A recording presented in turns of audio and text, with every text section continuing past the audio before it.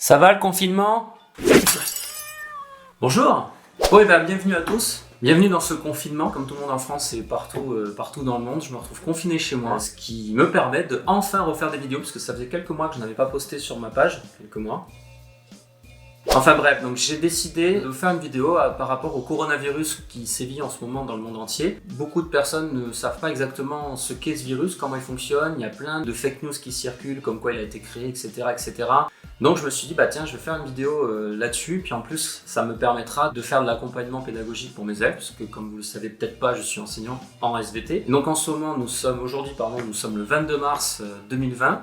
Vérifier quand même, on est bien le 22 mars 2020 et nous sommes en confinement depuis maintenant une semaine, c'est-à-dire qu'on n'a pas le droit de sortir chez nous, à part si on veut aller faire nos courses, faire un petit peu d'activité physique, etc. mais en respectant les barrières de protection entre les gens, c'est-à-dire plus d'1 mètre de distance. Porter des masques si on a des premiers symptômes, de toute façon si vous avez des symptômes, vous restez chez vous, on ne sort que si on a vraiment besoin. Donc si vous regardez cette vidéo longtemps après qu'elle soit postée, on est en plein confinement suite à la pandémie du Covid-19 en raison d'un petit virus dont je vais vous expliquer un peu son fonctionnement. Et en plus, pour les élèves de seconde, ça leur permettra d'accompagner la partie sur les micro-organismes qui sont pathogènes et aussi les maladies vectorielles. Et donc je vous ai fait un petit diaporama pour vous expliquer comment ce virus fonctionne. Donc pour commencer, vous voyez maintenant en bas à droite de l'écran, alors cette pandémie de coronavirus, qu'est-ce que c'est? Elle provoque la maladie Covid-19, c'est comme ça qu'on l'appelle, Covid-19. Alors Covid-19, ça vient de quoi? Ça vient de Coronavirus Disease 2019, donc c'est de l'anglais, donc on prend COVID, et puis voilà, ça fait Covid-19. Cette maladie sévit, elle a commencé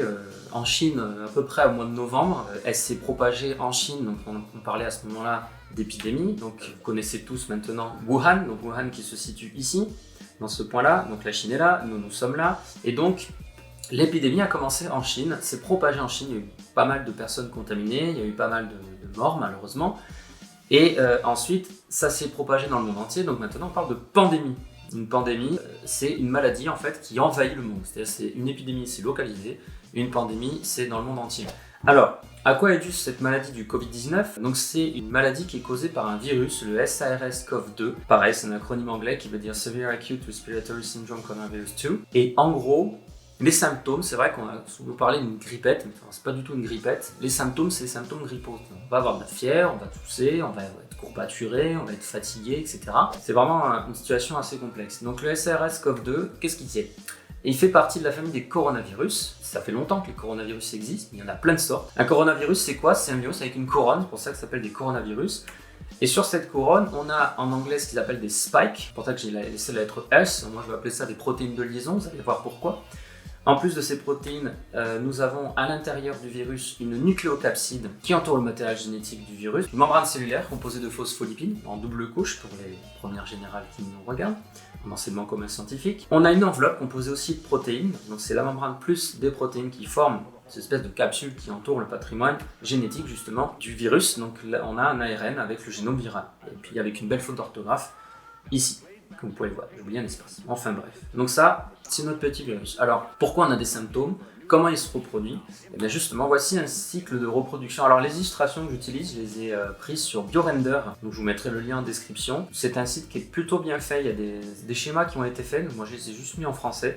Mais globalement, je suis assez content des illustrations qu'on peut trouver sur ce site. Alors, voici le Covid-19, le virus du Covid-19. Comment il fonctionne? Comment il se reproduit? Donc en gros, il vient se fixer au niveau de récepteurs cellulaires. Donc ici on a une cellule, alors c'est notamment des cellules des voies respiratoires, ça peut être aussi des cellules rénales, des cellules cardiaques, qui ont un récepteur particulier, et ce qui se passe c'est que le virus vient se fixer à ce récepteur. Et cette fixation à ce récepteur va provoquer une liaison déjà et une entrée du virus qu'on appelle une endocytose. Cette endocytose va permettre au virus de libérer à l'intérieur de la cellule son patrimoine génétique, et là ce qui va se passer c'est que c'est la machinerie cellulaire elle-même qui va permettre au virus de se reproduire. Alors comment ça fonctionne?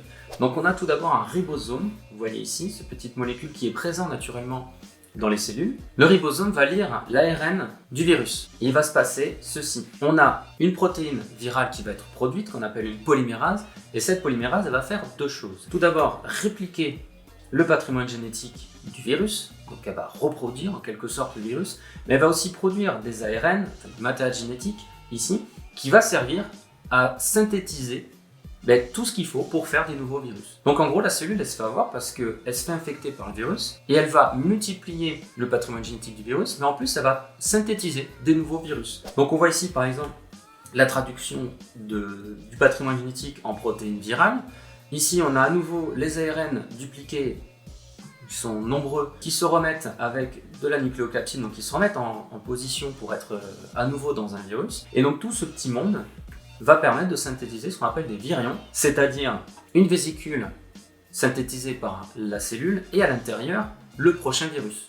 Et une fois arrivé à la dernière étape, on a une exocytose avec une libération de centaines de nouveaux virus. Donc en gros, pour résumer, vous avez votre cellule qui se fait infecter et elle va multiplier le patrimoine génétique du virus, mais en plus elle va en synthétiser de nouveau. Et vous voyez qu'elle en synthétise énormément. Alors pourquoi ça nous fait du mal? Tout simplement parce qu'imaginez une cellule qui a des centaines de virus qui sortent, c'est ce qu'on appelle le bourgeonnement. Et donc là, l'image que vous avez, c'est un bourgeonnement de VIH, donc le virus de l'immunodéficience humaine, qui provoque la maladie du sida, le syndrome d'immunodéficience acquise. Là, vous avez un lymphocyte T qui se fait infecter, qui s'est fait infecter par le VIH, et on a le bourgeonnement. Donc vous voyez ces centaines de virus qui sont en train de sortir. Donc évidemment, ça fatigue la cellule, notamment parce qu'elle a reproduit tous ces virus, et du coup, ça va la tuer. Et forcément, si on a beaucoup de virus dans nos voies respiratoires, ça va dégrader énormément nos cellules, et donc nos organes. Heureusement, on a des moyens pour se défendre contre ces virus. On a notamment ici ce qu'on appelle des anticorps. Ces anticorps, ils sont produits par un type de cellule qu'on appelle les lymphocytes B. Et ces lymphocytes B, il leur faut du temps. C'est-à-dire quand ils rencontrent le virus, il leur faut à peu près entre 5 jours et une semaine, voire un petit peu plus si on est justement en mauvaise santé immunitaire. Il leur faut quelques temps pour rencontrer le virus, le connaître et produire des anticorps spécifiques à ce virus.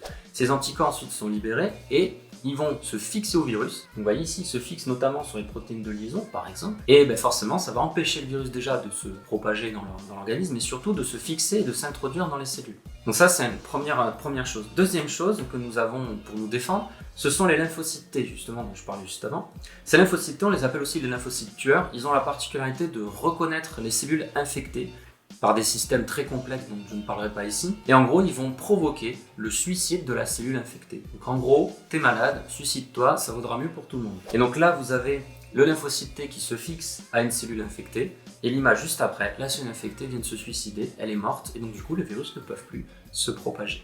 Merci de m'avoir suivi pour cette petite vidéo. J'espère que j'ai pas été trop rapide, que j'ai été assez clair. En gros, pour résumer, cette maladie, c'est pas une maladie bénigne. Elle provoque des morts, elle provoque des situations assez complexes, surtout elle est extrêmement contagieuse. Pourquoi? Parce que comme c'est dans les voies respiratoires, là je suis en train de parler, si je suis infecté, j'envoie des centaines de virus partout, des milliers de virus dans mes petites micro-gouttelettes, de postillons à 1 mètre autour de moi. J'en ai dans les mains si je suis contaminé, etc. Donc c'est très infectieux, ça se propage rapidement. Donc s'il vous plaît, restez chez vous. C'est la seule chose qu'on peut faire pour l'instant. Si on ne le fait pas, ce confinement va durer longtemps. L'épidémie va se poursuivre, la pandémie va se poursuivre et il y aura beaucoup plus de morts. Donc restez chez vous, portez-vous bien, prenez soin de vos proches et moi je vous dis peut-être à bientôt pour une nouvelle vidéo. Merci, au revoir. A new dimension in sound, impossible to obtain in a monaural recording. Ce qui est bien avec le confinement, c'est qu'on peut rester en pyjama, ça se voit partout.